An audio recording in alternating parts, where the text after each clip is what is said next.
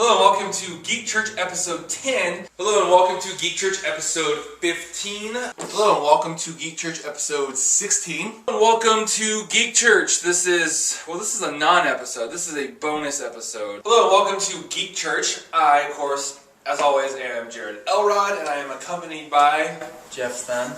Good morning, Geek Church fans! Hello and welcome to Geek Church. This, of course, is a bonus episode. Geek Church episode 21. Hello, welcome to Geek Church episode 32. Hi, welcome to Geek Church. This is episode 26. Hello and welcome to Geek Church. Alright, welcome to Geek Church episode 30.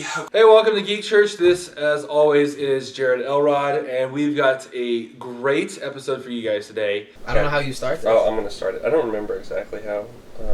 I think we started like this. Actually, we did! What?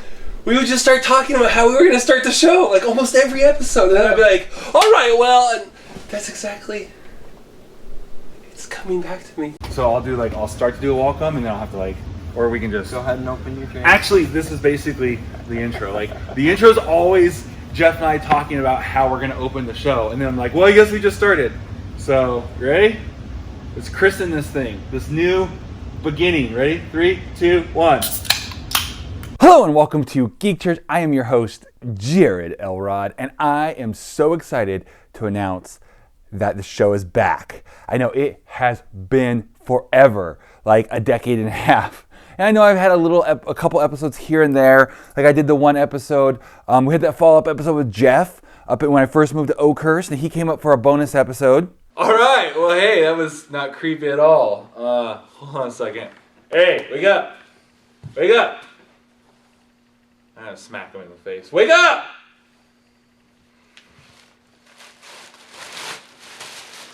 What the heck is this? And then I did an episode with a buddy of mine, Dustin, right after the very first Avenger movie came out, but that never got posted, so that's like the missing episode.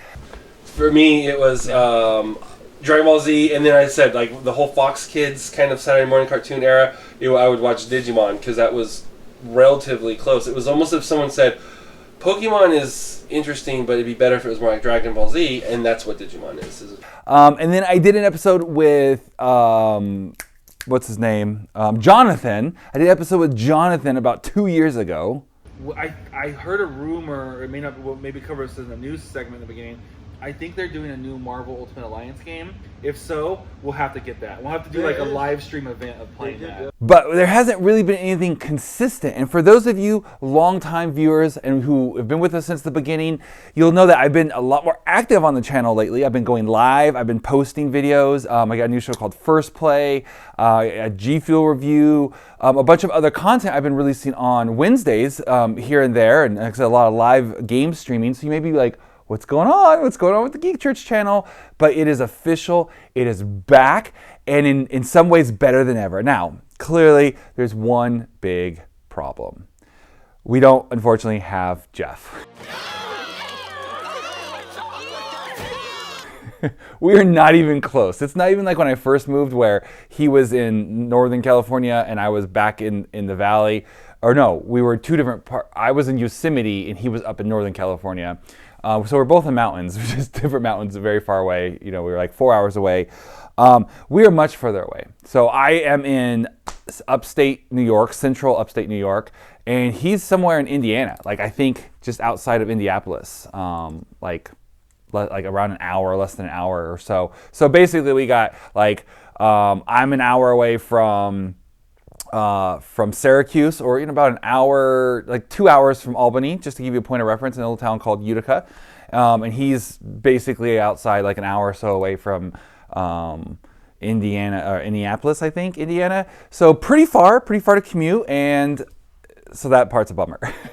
But other than that, it's back, and what's better than ever is Geek Church. So what Jeff and I did is, we tried to do an episode once a week, but we couldn't get together and record once a week because we were pretty busy running the sandwich shop and running the skate park and, running the youth ministry. So we were doing a lot, and there's only so much we could do. And so we would get together about once a month, and we would record. And we'd record for like an hour and a half, 2 hours, and we'd break that up into 4 chunks. So that way, instead of having once a month, like an hour and a half to 2 hour episode, we would have every single week, we would have like a 17 to 20 something minute or so, however it broke it down, episode. So there's a couple problems with that. One is like, you can kind of like, you had to wait a whole month to see them kind of piece together. So you'd watch part of it and then it was like cliffhanger, you'd have to go to the next. So it's kind of hard to do. Like you'd have to watch it.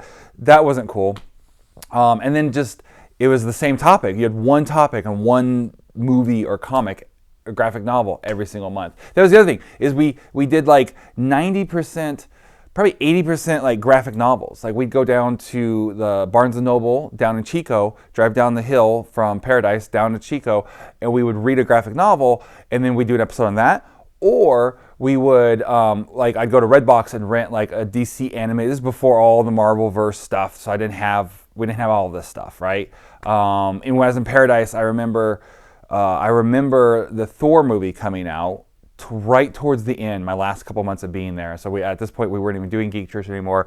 So obviously there have been some Iron Man movies, but there wasn't all the Marvel stuff that we had. So we basically would sometimes go and get like a DC Green Lantern or a DC whatever animated movie, but mostly it was comics where we're really opening up. In fact, I'm opening up so much, I'm actually going to be bringing you not one, but 2 episodes a week, and we're going to have Tuesdays are going to be what this is. Tuesdays are going to be focusing on anime and manga. So it's going to a whole day, a whole episode every week, focus just on Japanese culture and Japanese, because they're awesome, right? Anime, I grew up with Dragon Ball Z, Cowboy Bebop, like Toonami basically, and that was mostly all anime. Now, if you're groaning, I know my daughter and her friends, they're like, oh, you're old. Oh, that's the American stuff. In fact, today's episode is going to be on a newer one. I'll announce it. Well, you already saw the title. It's going to be Demon Slayer. I've got Attack on Titans coming up. I've got Jujutsu Kaisen coming up. I've got Hunter x Hunter coming up. And those are just like in the immediate future, like in the next month, next 4 or 5, 6 weeks of stuff that's going to be coming up. So lots of the newer stuff, don't worry.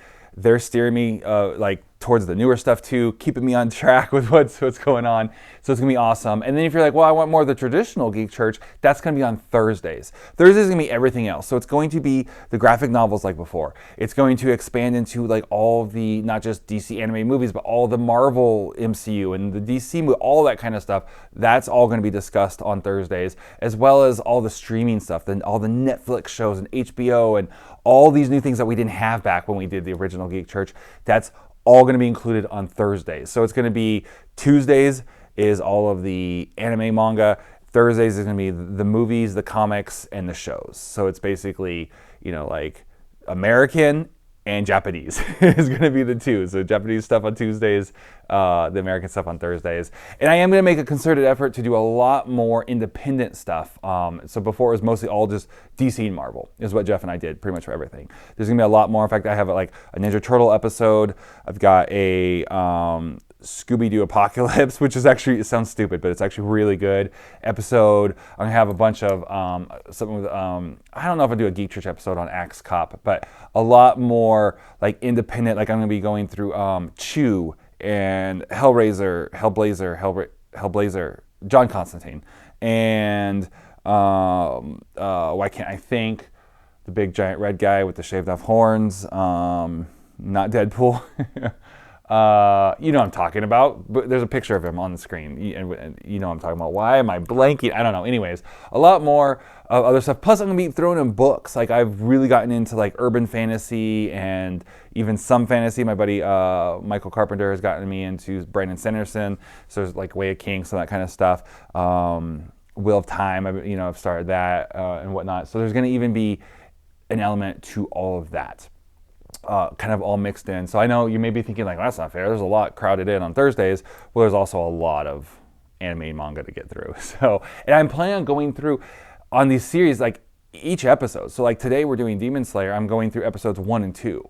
And so I'm almost going to be doing like a reverse commentary to where instead of like, taking the Bible and going through verse by verse, I'm taking these shows. I hope this isn't blasphemous or sound heretical, and going through them episode by episode and talking about stuff. So today we're going to be tackling episode 1 and 2. So let's jump into it. No, we almost broke tradition. For those of you if new, you're like, what the heck is he doing? Longtime Geek Church fans, you know that we always start the episode off with a drink. If you're listening to this just as a podcast, I'm talking about like it's a monster. It's a ultraviolet purple monster. It's not an alcoholic drink. Don't worry. Not that kind of church. All right, so let's jump into it. So I will say, Demon Slayer. I started watching that because. So I watched like the first 2 or 3 episodes with my wife and my daughter because she wanted to watch it, and it was one that we didn't initially approve just because it's called Demon Slayer and it's about someone killing demons. And we're like, nah, probably not, right? And so she first got into this about 1.5 years ago. So she's a little bit younger, and we're like, no, we want to be careful with some of it. Like we're already on the line with like Attack on Titans, and because of like the violence on that, and we don't want to open it up to like the demon stuff. And then last year I was in California, and a buddy of mine, Josh Trigg, he opened up and he runs his own comic shop, and so we were talking about it, and I asked him, I said, hey, she really wants to watch Demon Slayer, like how do you feel about it? And there was kind of like a clock on it because the movie, like the whatever train movie, I guess I'll get to it eventually, was gonna be coming out, and like coming out was like a movie in theaters, and so she was wanting to get like all caught up and to where her friend was, so then they could go and watch the movie. I don't honestly know if that ever happened or not. And he was like, yeah, I think it's probably fine if, and then he had a guy who works for him. He's like, he's actually much more into like all the anime and manga stuff. I'm more of, the comic side. And so he told us all about it, walked me through it. I'm like, okay, it's probably all right. And, we trust our daughter, and she's, like she'll self-edit, like, or whatever. Anyways, she's numerous times been like, yeah, I don't watch that anymore because this happened. Or she was watching something with her brother who's a couple years younger. She's like, okay, he can't watch this anymore because the next season I read an article or whatever, however she does that. I don't know if she's reading, watching, whatever. But basically like, oh, the next season's going to be about this.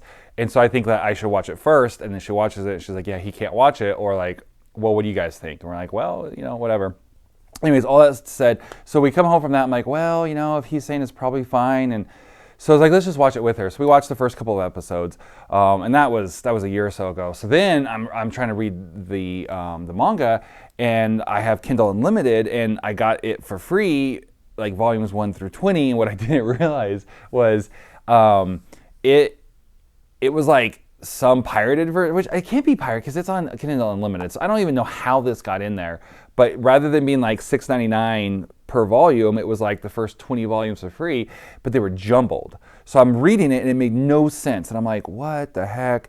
And I'm like reading through it on my Kindle, and like every 2 pages, the story would jump. And so it was essentially like watching 2 minutes. If you're watching it on the anime, it'd be like watching 2 minutes from like season 1, episode 1, and then 2 minutes from season 2, episode like 9, and then 2 minutes later, and it just kept jumping.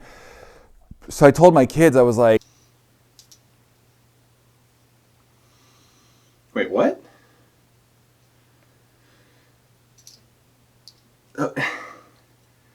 What?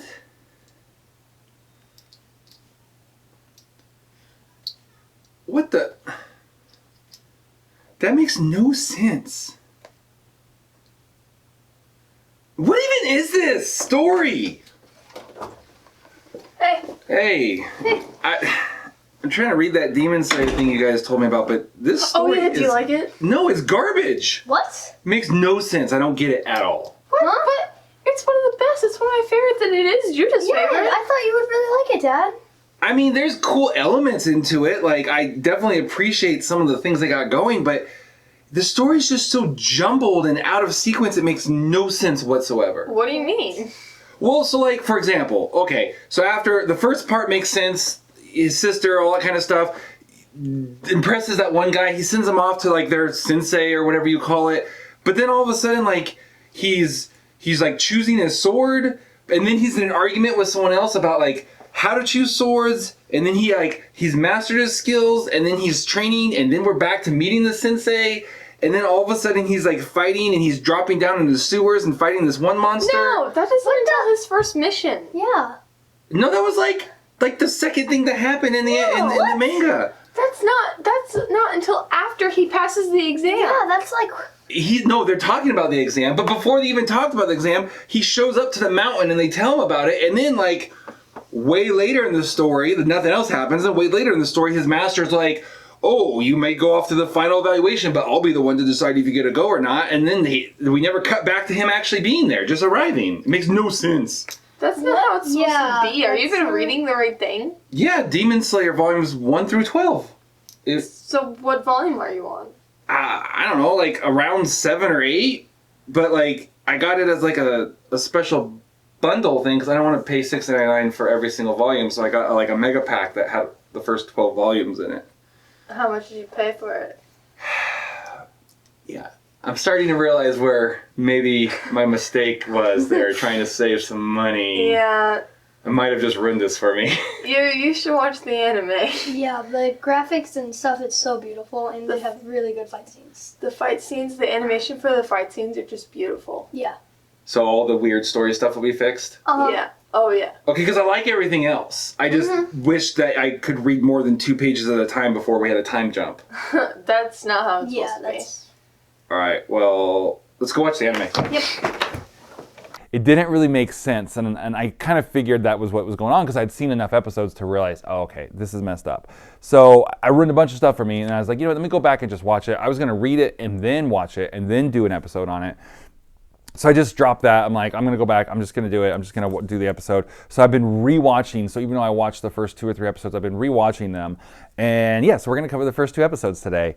And then, you know, just, I won't do these probably like back to back. So it's not going to be like multiple weeks of one. But like I said, right now I'm doing Demon Slayer, Attack on Titan, Hunter x Hunter, and Jujutsu Kaisen, and I'll probably throw a 5th one in there, and then I'll jump back and forth of these for a while, and then I'll add some other stuff into to mix it up, and we'll jump around. But my goal is to, I'm not promising because I may get tired of this, or you guys may get tired of it, but my goal is to pretty much go through every single episode and talk about a few, and you'll see the format as we go through today. And in fact, if you're like, oh yeah, I can't wait for Attack on Titans, check the description of this video. I am actually, hold on, I gotta respond to this. Sorry, I got a guy here working on some stuff, and he had a pretty important question. So, yeah. So what was it? Oh, Attack on Titan. I'm actually doing kind of similar to this, but in a little more of an organized way. I'm actually going through and doing my goal is to have a 365. You know, like you go to like the Christian bookstore, and you like they'll have devotionals. So like this is my notebook, but like I just look at this Dragon Ball Super. It's really cool. And I have one I like even better. That's Dragon Ball Z, and it's got tabs. Anyways, this is my ADD kicking in. So yeah, so you'll have like a little devotional, right? And it's like, 365 days of, and it's some topic and something, right? So my goal and my plan is to actually create hopefully 365, a full year devotional off of Attack on Titan. And you can sign up through email, and every day you'll get an email. So like the Bible app has like verse of the day. It'll be like your daily devotion. So you'll get like early in the morning, boom, here's your email, here's your devotion. You'll have the video, an audio version, the transcript version with like fill-in questions, whatever. And so this is kind of like practice for that anyways. So I'm going to be working on that. So there's a lot. If you're interested in that, check the, it's not out yet. I haven't even started recording it yet, but I have started. I've gone through the entire first volume, and Attack on Titans is set up as episodes, even though it's, and so I've gone through the entire first volume, and each episode I have each day's, like I've got like 18 from the first volume. And I'm starting to research those and basically write out the curriculum for the devotional. So those will be coming probably, well, my goal is to launch it when school starts. So if you are interested in that, you want to sign up early or maybe even get early access to be able to go through some of those, check the link in the description, or I'll put a link like on the screen, go to that URL to my website, or just go to jaredelrod.com. And you can probably, for a while, you'll see a big banner that says like sign up for early access or whatever. And I'm thinking of even doing a Bible study, like a Zoom Bible study through it the first time to work through the content. I'm not sure I'm going to do that. I'm going to do the Zoom Bible study for sure, but I'm not sure if I'm going to do it on that. But if you want to be invited to possibly be in that Zoom Bible study, but definitely to go through and like the first 18 when they're ready and test them, just sign up for that, and that's where you'll get the invite for that. Hey, I'm I'm gonna let you finish, Pastor Jared. I'm gonna let you finish. I just want to really quick. I just want to break in to say there's actually been an update. It's no longer just AOT. We're branching out. It's actually going to be a plethora of fandoms. We're gonna have Attack on Titan. We're gonna have Demon Slayer. We're gonna have Hunter x Hunter. We're gonna have whatever that Spy Family one is. We're gonna have Jujutsu Kaisen. We're gonna have some Dragon Ball Z because woo, yeah, Dragon Ball Z. We're gonna throw some old schools in, not just Dragon Ball Z. Some Yu Yu Hakusho. Maybe Sailor Moon. I don't know. We'll see. We're gonna put in Full Metal Alchemist. We're gonna have all kinds of stuff. In fact, you actually get to help shape what's gonna be in it. So if you go to the link it up right here. Okay, you link that up. Go to that link, or scan. Maybe I'll do a QR code. I don't know. Make it easy, but it's also gonna be in the description. Go to that. Sign up for on the email list. What's going to happen is you are going to get a welcome email. They're not ready yet, but you're going to get a welcome email with a survey, and it's going to let you vote on which ones we should have. And for some of you, like my daughter, who's like, I'm not watching any of the Dragon Ball Z crap. I don't care about that. You can vote against some of them. So maybe there's one that we're thinking about using.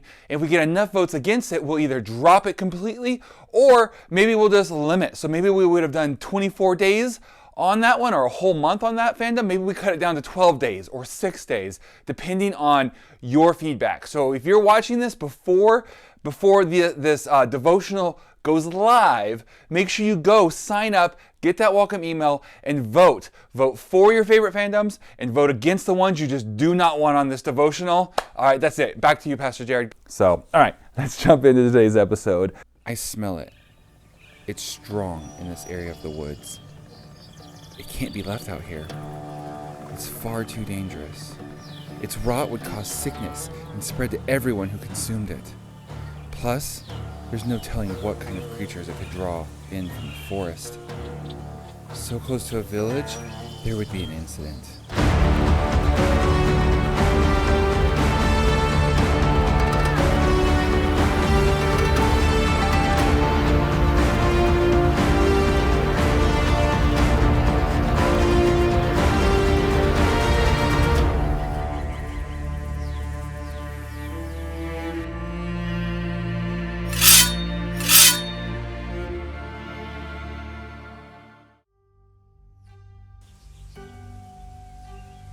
Now I can rest, knowing that this food won't rot and cause problems for the neighboring villages.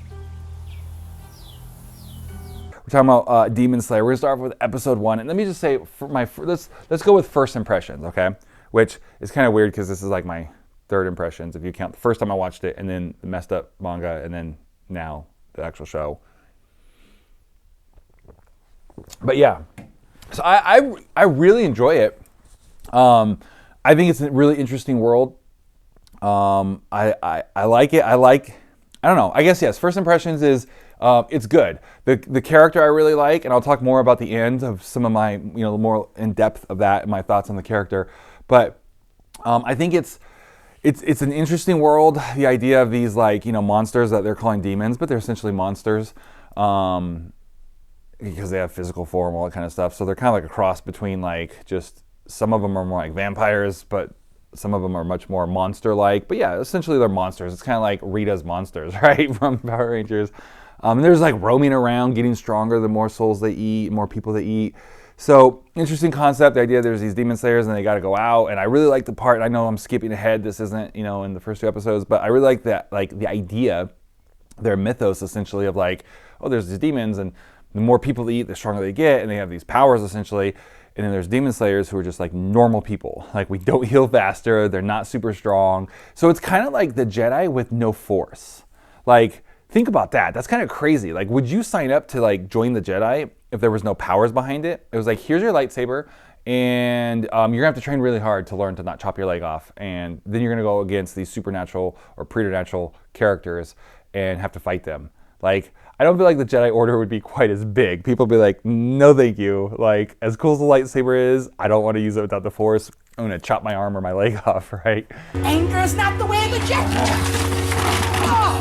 So that's kind of an interesting world they live in. And this kind of feudal Japan, it kind of feels like what I've seen so far. There's clearly, obviously, there's not technology and stuff.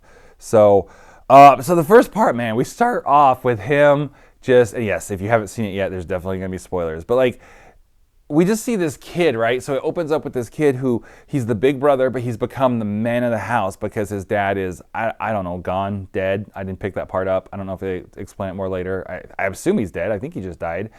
He's got this like wonderful family. The only family flaw is that the dad is gone and the son has to kind of assume that role. And so it kind of sucks for him. Like his childhood kind of ended quickly, right? But he does a fantastic job. And even his siblings, they treat him with this like love and respect that's like really half and half, like big brother and dad. Like it's just this awesome picture of like him stepping up and it's just this wonderful family situation. And then it sucks that it's all just kind of wrecked and then destroyed by a demon, right? Destroying his family.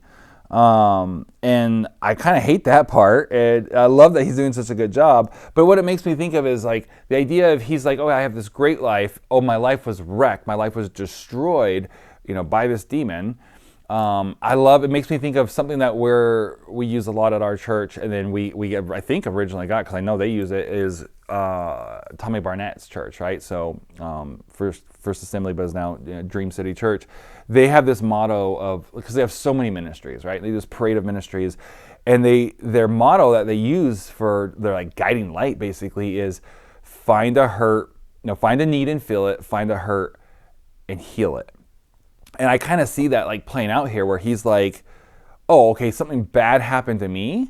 But rather than turning into a bad person or a victim or using that as like an excuse for me to be bad or just a victim or whatever, he could be that old guy who lives in the hills and it's like everyone's afraid of, and then like you find out, oh, his story, it's actually really tragic. If you actually knew his story, you'd understand. His whole family was killed by a demon, except for his sister, and then he had to kill her because she was turned into a demon, and then now he just lives up there, and it's like old man whatever on the hill. Like it could be a totally different story, but instead he uses his hurt, his tragedy, right, to then go on and he's like, hey, let me help others. And he basically is like, so wait, this didn't just happen to my family, but this happens to people all the time, and there's not enough slayers. So he's like, I'm going to become a demon slayer. And I know part of it is he wants to like find a cure for his sister, and that's obviously a big part of it, which still goes into this thing, right? And I love it because it's like personal and it's like singular and it's the world, right? And that really is how our calling should be. It should be like, I've got this personal experience. I've got this very like, oh, my sister suffered from this, my whatever, right? Or hey, we adopted my brother and I saw how his life was there, and so now I want to go and I want to help orphans, whatever it may be, right? But then it's also this grander thing. So he doesn't just want to like essentially cure his sister. He's also like taking up the call because there's not enough slayers, and he wants to like cure his sister, but he also wants to like help rid the world of the demons, so that way this doesn't happen to anyone else. And I love that. I love that that's the approach he took, of rather than being like, old man whatever and just this crazy guy, he's like, I want to make the world a better place, and I want to use the bad thing that happened to me to make sure and use my life in servitude to make sure this never happens to anyone else, and those it does happen to help them as much as I can. So yeah, that was a big thing that stood out to me. The other thing that I really thought was cool is when he goes into the village. So before any of this happens, and he's down there, right? It's snowing. He's going down. Like he's got to sell this coal off. Like he kind of has to do it quickly. So he can't even take his siblings. How would that have changed the story? I wonder if he feels guilty about that. And then everyone's like, hey, can you help me with this? Can you help me with this? Can you help me with this? And what that tells me in that quick little scene is, okay, so he goes down, he has to hike down this mountain, all this stuff, right, just to sell this stuff to help provide for his family. But the fact that they're all like, oh, you're here, oh, help me, and it tells me that like they're used to this, and that this is something he does on a regular basis. So it just shows that he already has this servant's heart, right? And the fact that they're all so comfortable to come and ask him for help, it means like even though he's there for a very personal need, I need to sell this coal to then go back. I just hiked down this whole mountain. I got to hike back up this stupid mountain. I just want to sell this as quickly as possible and get home. He's like, no, I'm willing to stop and take time out of my day and help others. Help the old lady, I think, move laundry, help, all these different things that they want, even to the point where he's not just kind, they respect his wisdom and his sense of judgment because there's that dispute with what I assume was a husband and wife. Maybe it was I didn't really pay attention, child and mother, but I think it was like, he broke the thing, and it was like, oh, it smells like a cat. He's like, see, I told you. So there's this whole, like, they respected his character, they respected his kindness and his willing to help, they respected his judgment even, which for a young kid, for them to be like, respect him as like, hey, you judge over us, right? And that really is how it should be. Like, as Christians, people should be, rather than like, people like, oh, you're a Christian, so you're an idiot and you're whatever, and you're a bigot and hypocrite and all this kind of stuff. It should be like, hey, there's a dispute at work. Hey, let's go get Jared. Let's go get, fill in your name. They're a Christian. We respect. Let's have him judge over us. Even though maybe they're 15 and it's their first job, and we're 20, 30 years old. We respect them. Let's have them judge over us, just like in that situation. So I love that's about him, right? That he's this great person, this great human. And so this isn't a story of like, and I know it's the anti-hero is a great story. Like, we got the Han Solo, all these different characters. They're like jaded. They're, like one book I've been reading, is the Yancy Lazarous series, and he's like totally the anti-hero, right? And it's good. It's a good paradigm, and like I like it. But this was refreshing to have such a traditional hero story, right? He is sacrificial and puts others before him, like all this stuff, and so that's really cool to see. So I really appreciate that of him. And I did really like paint that picture of like, that almost really should be like when you're at school, when you're at whatever, like your words should hold weight. As a Christian, you should almost be like that, to where people respect you, and if there's a dispute, you're going to have sway, you're going to have influence, and that's what the Bible talks about, having influence and whatnot, right? And we're going to get into that. And then the other thing it made me think of too is so Colossians 3:23 says, "Whatever you do, work heartily as for the Lord and not for man." And I think a lot of times we get in this thing where it's like, well, this is just my job, or this is just school, and I'm going to go off and I'm going to be in ministry. I'm going to go off and whatever, and but I'm just in school right now, so I don't have to, like, we can slack off or whatever. Like, this is just a dumb job. This isn't, like when I go to church and I serve, like that's better.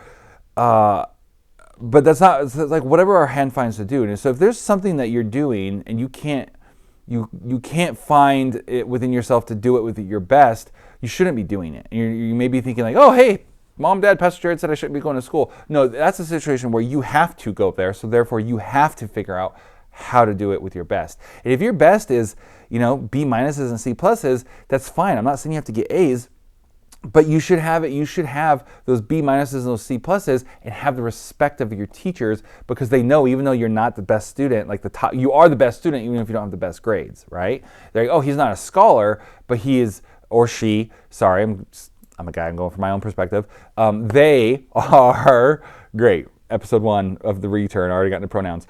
They are like, they do their best. And so it's like, oh, hey, pick someone to award for like a student of the year, to nominate. And they're like, really? They have a B and C average? You're like, no, but they're studious, they're this. That's just all they can do. Like, they're not a scholar. And so everything we do, right, we should do to the best of our ability. In fact, Andy Frisella really talks about this really well, where he goes into this whole thing about like, you should be, if you're making fries, you should be making the best fries ever, and then they'll promote you up to making the burgers, and you make those the best. And it's so easy to be like, I hate making fries, it's the dumbest job. But instead it's like, I don't care if I hate it or not, I'm gonna make the best fries. I'm gonna put all my time and attention. It makes me think of back when I was in an apprenticeship for being a youth pastor at Pathway. A buddy of mine, he actually did struggle with this. He worked at In-N-Out, which, if you don't know what that is, I'm very sorry. It's a wonderful little burger joint. And he was frustrated. We were like, we got kind of partnered up to where we, get together every week and kind of go how and like decide, like not disciple, but kind of help each other and encourage each other as we were starting off as youth pastors. And he would get frustrated because he was working part-time at In-N-Out, and they kept putting him on the fry machine. So In-N-Out, like how they make their fries, I don't know how other places, I think like McDonald's, they probably open a bag and pour frozen fries in, but they made them fresh there. And so he would literally take a potato, put it in the thing, you pull it down, and whoosh, it turns it, and he'd do it again over and over and over, just making these fries.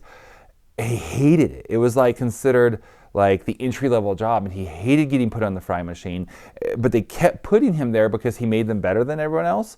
And he was like, this sucks. Like, I want to just then not make them as well, or like refuse and say, no, you can't put me on the worst thing just because I'm better at it, and because everyone else hates it and they slack off. I'm the only one, right? And so he had to really work on this, and we turned it into like a character challenge. This is before Andy Frisella ever said this, so it's really funny because Andy always goes into this, and it's like, oh, I remember, kind of living it, helping a friend through it, right?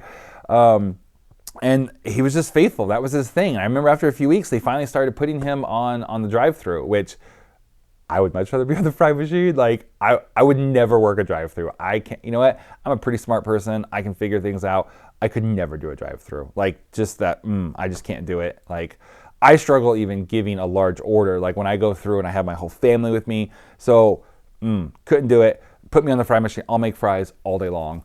But anyways, he didn't want to, so it was that struggle. So again, Tantaro makes me think of, like, you know, he went in there and he could have just been, look, guys, I'm not helping with you in this garbage. I'm here to sell my charcoal. Hey, oh, you want me to move your laundry? Okay, well, if you have to guarantee to buy at least X amount of charcoal from me, and then I'll do, right? Like, no, he was just there. He was willing to help. And so again, it makes me think of Colossians 3:23. I'll read it one more time. Whatever you do, work heartily as for the Lord and not for men. So you literally just have to imagine and think of, like, I'm not working for that jerk boss of mine. I'm working for God. And you may be thinking, like, how does that work? Like, how is it that I'm working for God? Am I worshiping my boss, or what is it? Like, no, and the idea is that you're working for the Lord because when you do everything as your best, people will notice. It's going to open up doors of opportunity. A lot of times we pray for doors of opportunity, and it's like, oh, God never gives me an opportunity. It's like, well, because you're a slob. You know, like, and when I say slob, I mean, like, yeah, you go to work, you slack off, you're late, you're not great, you're a bad example. So God's not going to be giving you all these, like, opportunities to share your faith, because now you're just going to be out there just, like, you know, like putting a black eye on the church, which is the bride of Christ, right? Whew. Okay, that was a lot. All right, we're going to move on to episode 2 here in just a second. All right, so episode 2. I'm going to jump straight to him just, like, pinning that demon's head to the tree. After they came up with that temple. What's up with the smell thing? Like, what? That's weird. Like, he can smell things, and then later on, I know I'm jumping ahead, but, like, lines of connection, and, like, they're loose, and then through his smell, his sense of smell, and then when the lines tighten, that gives him, like, how to do his attacks. Like, that's weird. Like, I guess when you're sitting there, like, I want to come up with, like, a new kind of fighting system and a new abilities. I guess you kind of make stuff up to try to be original, but. So I appreciate the effort, but just since the smell, it just seems weird. All right, so him pinning the head of the demon to the tree. First off, that was just crazy, right? That thing, and then the arms pop out, and it's like trying to pull the axe off, and then it's like taunting him, like, right? It's like very like Ash in the Evil Dead, like that whole part of the episode, and then the body's running around. That was crazy. But here's what got me, like. He's still in that situation. He's fighting his enemy. You got to think, like, this isn't the demon that killed his family, but we're so easy to, like, go off into people groups, right? Like, it's so easy to just be like, oh, those people, and we make, like, a whole thing about a people group.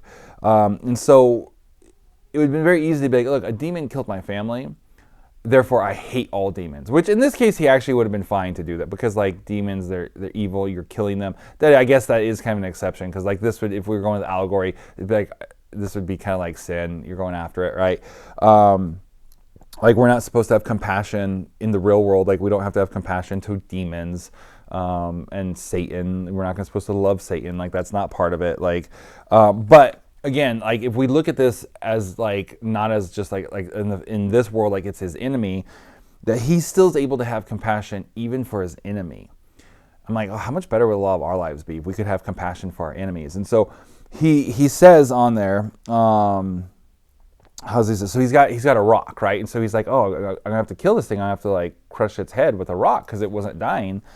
And so he's like, I bet he'll suffer. Isn't there any way for me to finish him off with one blow? So he's like, he's in distress. He's like sad that he's like, look, I have to kill this thing, and I know it's a evil creature, and I have to kill it, and I don't have any problem killing it. But just because I have to put it down doesn't mean I have to enjoy his suffering or even cause his suffering. And he's like, I wish there was a way to just, and I know they're setting up for, like, the whole sword and stuff like that later on. But, like, his compassion for even an enemy. Most of us can't get along with people who are our friends and family, much less an enemy. So I wrote down his compassion for others / enemies and soft heart is a great reminder for us. Too many Christians have a hard heart and love fighting liberals, fighting other Christians, fighting old friends and family, turned enemies because we feel like they wronged us, right? So like we feel totally justified. Like it's a very politically charged world right now. And we, in fact, at the time of recording this, it's June, so it's Pride Month. And so the LGBTQ plus community is very much openly against churches right now. And it's kind of open season on churches and Christians and about how stupid we are and hateful we are. And it's kind of ironic that it's like love and acceptance. And one of the main things of the love and acceptance isn't really about the relationships. It's more about like being hateful towards people who don't agree with you. And I get it. You feel attacked. You feel like you've got years of, repression and stuff like that. So I understand the idea behind it. But just like we can't, like I love Ben Shapiro and the fact of like how good he is. And then Louder with Crowder, like I know Crowder, he's like, they're really good at like logical and debating. But I hate that there's no compassion and no understanding. It's like they paint it as like, okay, they are super leftist liberals, they're complete idiots, and they deserve to be like crushed under our boots. And there's like no compassion. And it's all about proving them wrong. And I get that needs to be done because they're leading people astray. But like there's no compassion. And I'm like, come on, like I have no problem. I can sit and talk, I feel like just about anybody, right? And so I hate that that's the example is like to win a debate, we have to utterly destroy that person and make them look foolish. And I understand that there is a sense of that because like if you're debating someone and if you're proving them wrong, it can make them look bad, especially if they start getting upset or if they start getting emotional, their logic stuff starts breaking down. But like, why do we have to be so mean-spirited about it? And like I've even noticed like Ben Shapiro really getting this way, but like Steven Crowder is just really hateful. And I know I understand he's gotten death threats and all this kind of stuff. And I'm sure that, but like, at what point, like I have to imagine they started this with the idea to help people. And so at some point it seems like it's switched from helping people know the truth to destroying people who are wrong. And so I love this idea of that he's like even compassionate for his enemies. Like, look, man, I know I need to kill them. Or in this case, I know I need to like, set the record straight. I know I need to defend the faith, but I don't have to enjoy, like I don't have to make them suffer. And I don't have to destroy their character, like, and all that kind of stuff. And I'm huge against apologetics for this exact reason. So I have students who are like, hey, can you teach me apologetics? I'm like, no. Instead, let me teach you your word, and let me teach you how to love others, and let me teach you how to be this stuff, like everything we just talked about. Like, I'd much rather you be the guy who goes in the village and everyone's like, I respect you, even if I don't agree with you, I respect you, versus the guy who like can go in and just defeat anyone. Like, it's just you're going to win over more people, the other way. And it's funny because I've kind of come into apologetics now I told my wife, I was like, I think I've been tricked. Like I've been trying to avoid apologetics because I hate the idea of I'm now confronting and arguing you because it's like you're never going to argue anyone into the kingdom of God. I was like, but I feel like I've now come into it through the back door because I do a lot of Q&A in my messages. And so like I'll speak and then I'll open it up for Q&A with students. And then of course my daughter and then the pastor's daughter, they're best friends. And so like they ask me questions a lot. Students will text me, and I probably since back in the early days of Geek Church and all this kind of stuff, that's just kind of been a thing. Like we've done a lot of like responding to things, right? And I feel like I've kind of come into the apologetics from a back door to where it's like, oh, I didn't want to come in and do this apologetics thing and just like attack the enemy. I don't like, some of the almost borderline evilness with its own hate, even though they're supposedly, fighting for whatever values. And I also don't like the idea that like Christian equals Republican. I disagree with that. I'm a Christian and I'm not a Republican. I've never have been registered. I voted Republican, but I've never been registered. I've always been independent just because like I don't know. Like I'm not a Republican because I don't know. Like there's certain things I like. I like that Republicans typically like protect the unborn, and there's certain things there. But there's a lot I don't like, so I don't want to like attach myself to that necessarily. Like I'm going to stay independent, and I can vote based on things and whatever. I didn't mean to get into like politics there or whatever, but hey, at least I said I'm not Republican, so some of you are automatically like, oh, he's out. We thought he was on our side, and others of you are like, oh, hey, okay, maybe he's not quite. He's all right, cool.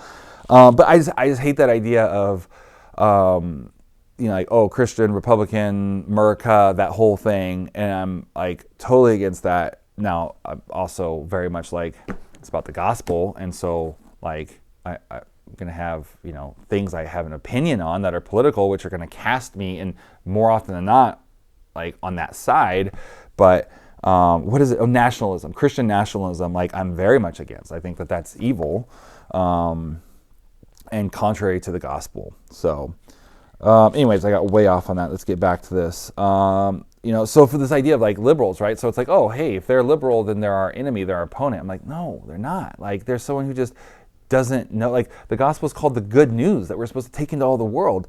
So there's just someone who doesn't know that. Like, how would you be if you grew up without the good news in your life? You may be in a very similar experience. It's like by the grace of God that you have that grace. It's like, why are we going to go off and be like, oh, liberals are evil? No.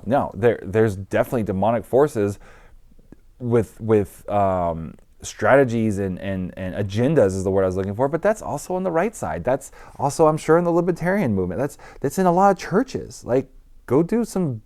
You don't even have to do much research to see how many churches there's liberal agendas and there's evil happening and there's all kinds of stuff. Like that's human nature. We're in a fallen world. I feel like I'm getting really off on some of this kind of stuff. I'm getting on some rants here, but this idea of like not setting up. Oh, here we go. I don't know why I don't have this written down, but here there's a verse, and let me see if I can search it really quick so I can actually give you the full thing. But it's the whole idea of like we wrestle not with hold on, I'm gonna pull it up. We wrestle not with flesh and blood. Okay, here it is. But principalities and powers. Let's see. It's Ephesians 6:12. Oh, here we go. King James Version. So it's going to be verse 12.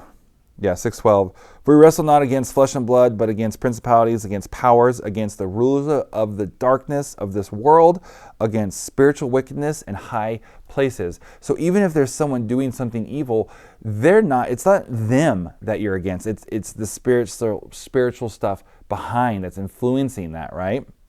You got to be really careful with, no pun intended, demonizing people, even if they are your enemy, even if they're coming against you, right? They're still a person. There's still a soul there that is going to spend eternity in heaven or hell, and you got to be really careful with how you go about it. In fact, I got a bunch of scriptures to support this because I feel like pretty much no one is going to like what I'm saying right now. So I have scriptures to help back it up. Okay, I just broke those down, right? So to the liberal or to the enemy, right? And that idea of, and I have to fight this even with my own students. Like, look, stop. They're not the bad guys. They're the victims. Or not even the victims. They're the mission. Go into all the world. Take the gospel. Take the good news. They're your mission field. Stop making them the bad guys. They're your mission, not your enemy. Okay, let's look at the liberal, or if you're on the opposite side, if you're watching this and you are very liberal on that side, and I don't know why, you probably aren't a huge fan, but maybe you are. Maybe it's a curiosity of like why I'm doing this, and so maybe you like it. I've had plenty of people I watch where I don't agree with like any of their political or religious stuff, but I still enjoy watching their content. So if that's you too, like you're not like, oh, the alt-right or the Merc, let's go, like the Republican, the conservative, the Christian Republican, the Christian, the whatever, right? Like they're not your enemy, and you probably don't agree because you don't have the same worldview. But especially if you're a Christian, you don't have the right to make a human your enemy, and the Bible says not to. So to your enemy, I put down liberals because it's from the perspective of the conservative, but like, again, if you're from the other way around, to your enemy, whether it be left or right or whatever, so to your enemy, essentially, those who you would see, just basically someone who you see as your enemy is like, they're going to destroy your way of life, right? So whoever it is, I got Matthew 5:43 through 48. So let's jump to that. All right. So Matthew 5:43 through 48 says, so the headline is love your enemies. So you can already see this. So even if you're like, no, Pastor Ed, I disagree. They are my enemies. Great. Fantastic. Let's go with your warped version of what the Bible says. They're your enemies, right? Well, the Bible says to love your enemies. So here we go. Verse 43. You have heard it said, it was said, this is ESV, by the way. Typically, I'm reading ESV unless I say, and it's the Message or the Passion, or like randomly, like I pulled that up really quick. That was King James. I typically am using ESV. I'll let you know if not. You have heard it said, you shall love your neighbor and hate your enemy. That's normal, like worldly advice. But I say to you, love your enemies and pray for those who persecute you. That's hard. Pray for those who persecute us. 45. So that you may be sons of your Father who is in heaven, for he makes his sun rise on the evil and on the good, and sends rain on the just and the unjust. Right? He's like, look, I'm treating them the same. 46. For if you love those who love you, what reward do you have? Do not the tax collectors, which if you're liberal, insert the word Republican. If you're Republican, insert the word liberal or Democrat, right? Sorry, I've been saying liberal. I should have been saying Democrat half those times, so I apologize. Go back and retroactively insert Democrat the times I needed to say Democrat. Or to all the times I said Republican, just make it conservative. For if you love those who love you, what reward do you have? Do not even the tax collectors do the same? So again, do not even the Democrats do the same? Do not even the Republicans do the same? And if you greet only your brothers, what more are you doing than others? Do not even the Gentiles do the same? You therefore must be perfect as your heavenly Father is perfect. So first off, I love that last line about perfect, because it's like, it's straight up like taking the judgment off of others and putting it like on yourself. So it's like, and again, I know there's times we have to judge, we have to call it heretics, which that's gotten out of control in my opinion. We need to deal with the wolves. There are times for that. But in general, it's like, okay, look, stop trying to just always attack and fight.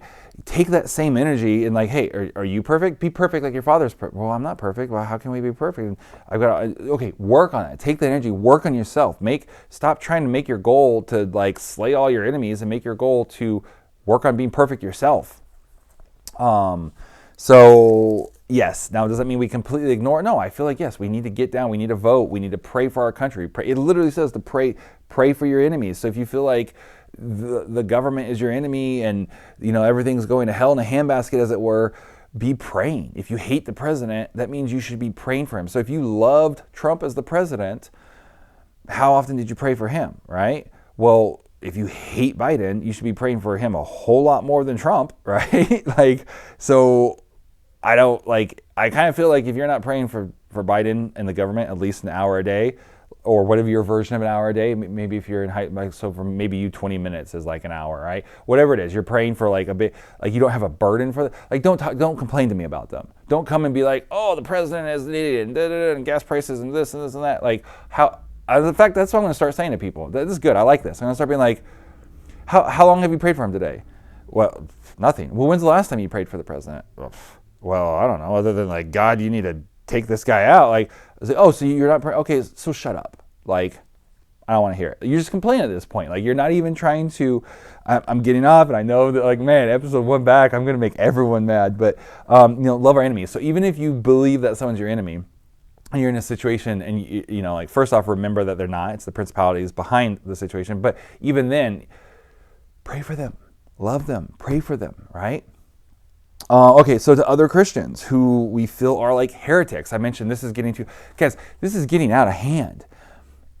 It's like we've rewritten the definition. In fact, I want to look up what the actual definition is, because we've rewritten the definition of heretic. So if you took people's actions as the definition of heretic, the definition of heretic would mean someone who doesn't agree with me biblically. When it comes to a biblical issue, anyone who doesn't agree with me is a heretic. And I'm getting sick of it. Like, I'm getting sick of even going on the stupid internet because of everyone hates everyone. And even in Christians, we hate the liberals because they're this, and we hate all this stuff, and we hate other Christians because they're all wrong. Like, the SBC is like ripping itself apart. Now, I know a lot of that has to do with actual like abuse and stuff, so I'm not just throwing that out. But like, this whole idea of like, if you disagree with me on more than just little teeny tiny things, then you're a heretic. Like, we can no longer just be okay with having different understandings. Like, that's not, and I get it. There's times it goes too far. Like when Rob Bell went off the rails and was like, Jesus was probably not born of a virgin, and it was,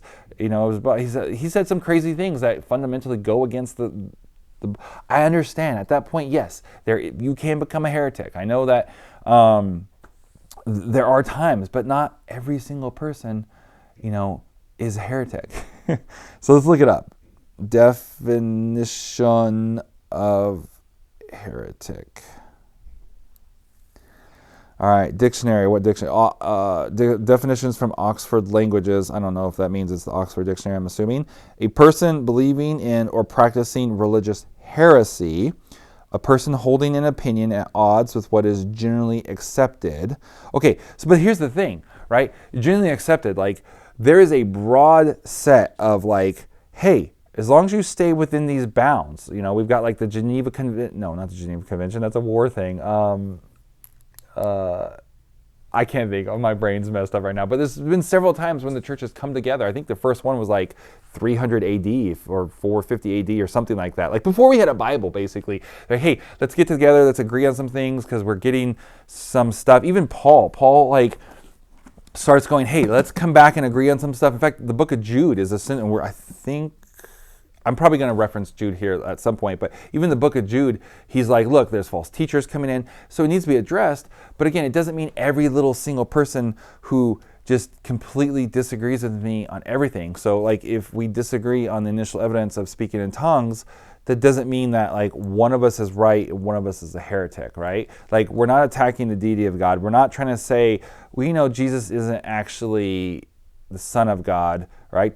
That kind of stuff starts putting you into, in my opinion, heretical areas. When you start denying the deity of Christ, of God, you start denying the godship of Christ, you start, these certain things, right? You start wanting to mix in certain, like, there's a difference between, like, just a different interpretation, just being wrong on something, and then being like a heretic, like, right? I think there's at least those three levels of things. And it's like, we got to stop just attacking every single person for every little thing and calling everyone a heretic.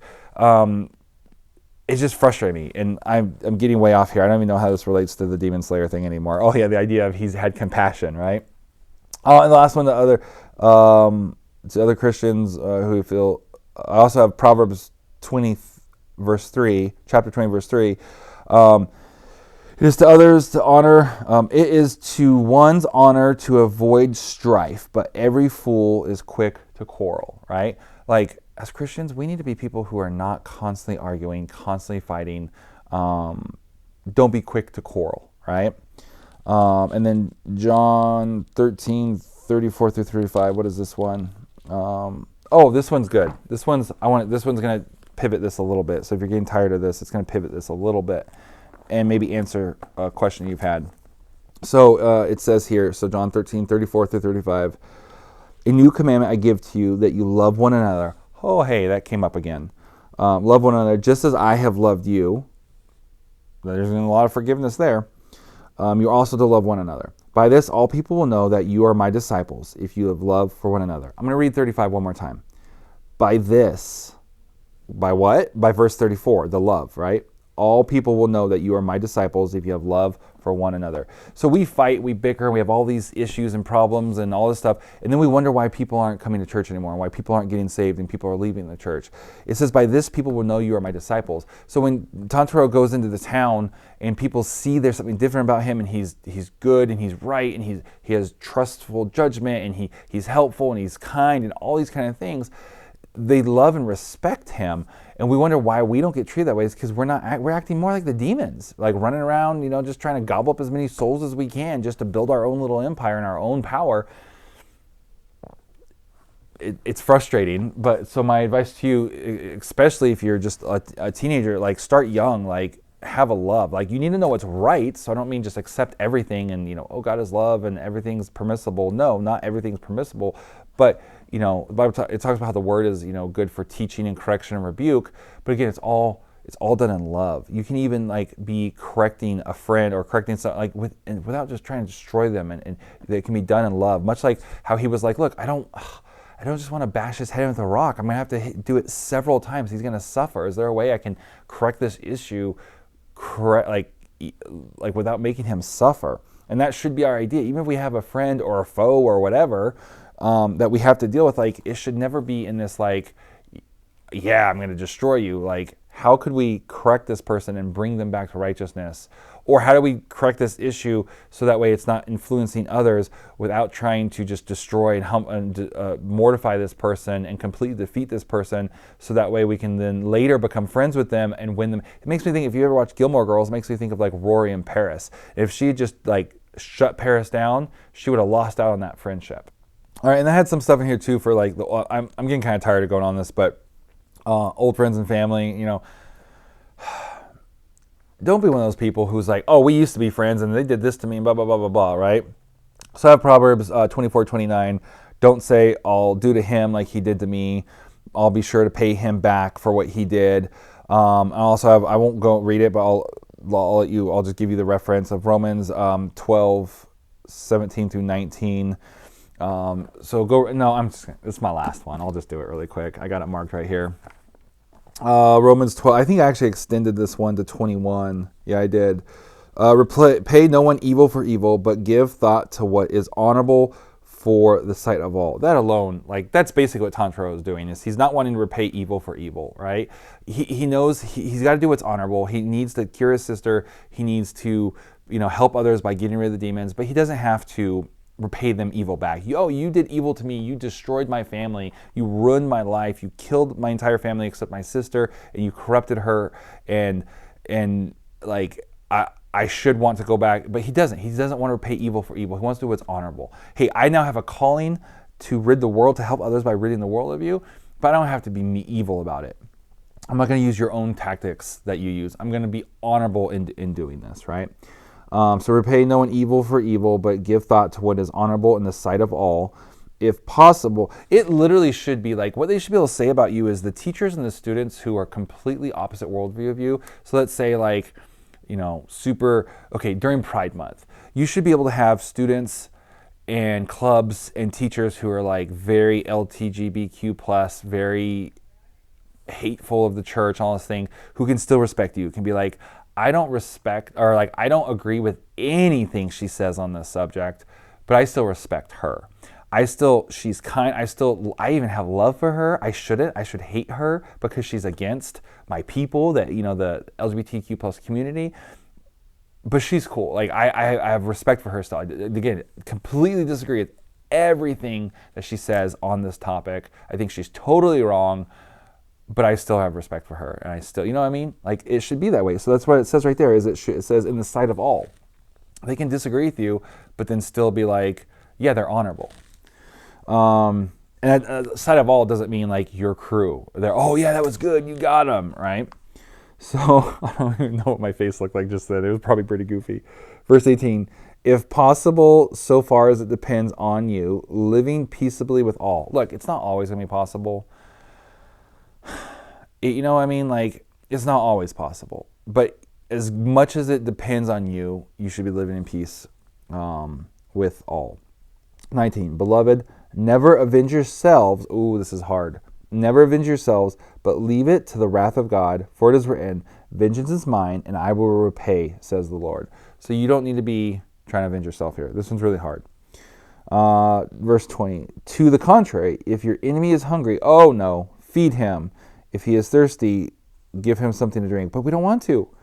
For by doing, you will heap burning coals on his head. Verse 21, do not be overcome by evil, but overcome evil with good. So if you reverse that, the interpretation there is basically like, if you do fight against your enemy, you're succumbing to evil. So good job. So if you're one of those who's like, oh, I'm blah, blah, blah, the Bible just called you evil. So why don't you go repent of that and then go back to all these things about like, loving your enemy and whatnot. So yeah, I could get off on a rabbit trail with that. Oh wait, I had final thoughts too. But just to wrap all that up, I think that all made sense. I think I said enough there. So I want to go to my last comments. So first off, this one's random. It's just like, I am not a fan of the masks. Like, what is with those weird red masks with the weird long noses? They're creepy. I don't get it. Like, I love the part when I think this is not episode 1 or 2, but I love the part where he's like, oh, I thought he was an old man. but he's running really fast, and I can barely keep up with him. Like, and I think we find out later he's like in his 30s. I just don't get the masks. I think they're weird. It's not a big deal. I really don't care. They're just funny. Like, you see, you're like, what the heck? And like, they're goofy.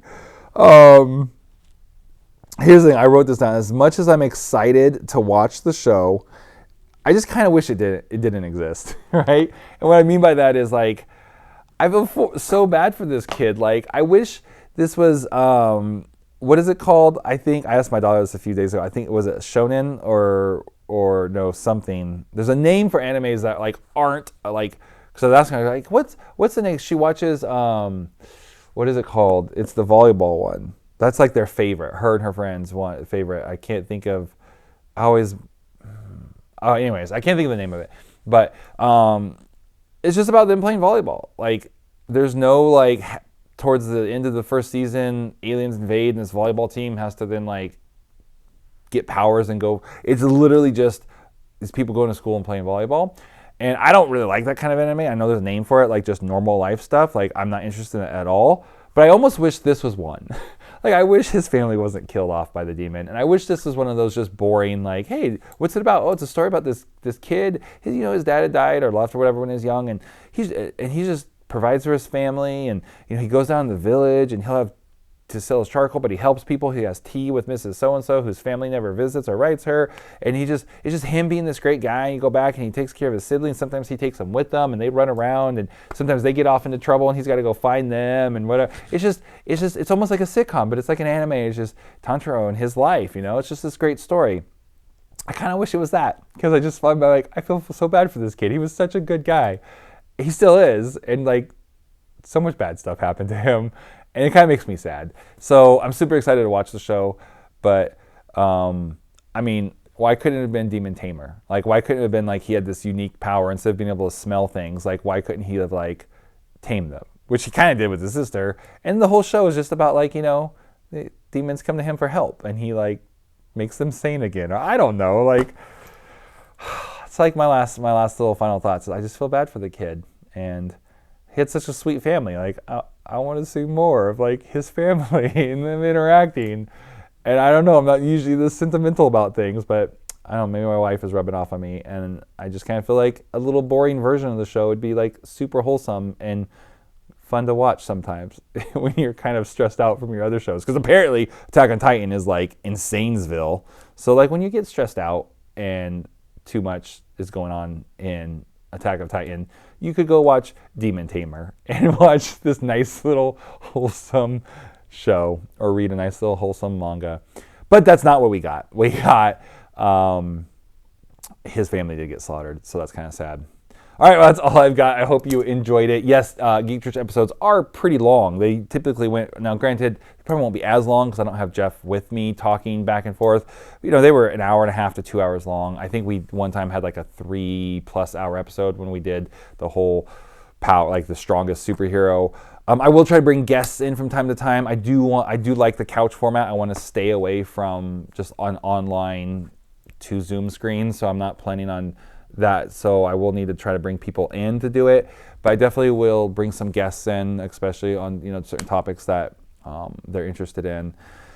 I might bring my buddy Chris in. Just had dinner with him and his wife last night at a great little Mexican restaurant in Rome, which is not in Italy. Like, I didn't just get back from a trip. Like, in this area of New York, like, a lot of the towns are named after. So we've got like Rome, we've got